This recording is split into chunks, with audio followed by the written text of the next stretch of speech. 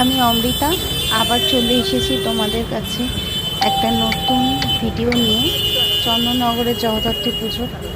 তো এই যে প্যান্ডেলটা আমি তোমাদেরকে এখন দেখাচ্ছি, শেয়ার করলাম যে ভিডিওটা, সেটা হচ্ছে বড় কালীতলা। তো এখানে একটা কালী মাতার মন্দির আছে, তার ঠিক পাশেই জগদ্ধাত্রী ঠাকুর হয়। খুব সুন্দর পুকুরের উপরে হয় প্যান্ডেলটা খুব সুন্দর করে তৈরি করা হয়েছে। আর তো মানে চন্দননগরের প্রত্যেকটা প্যান্ডেলই ভীষণই ভালো হয়। যারা দেখোনি বা যারা দেখতে মানে আসতে পারোনি তাদের জন্য আমার এই ভিডিওটা রইল।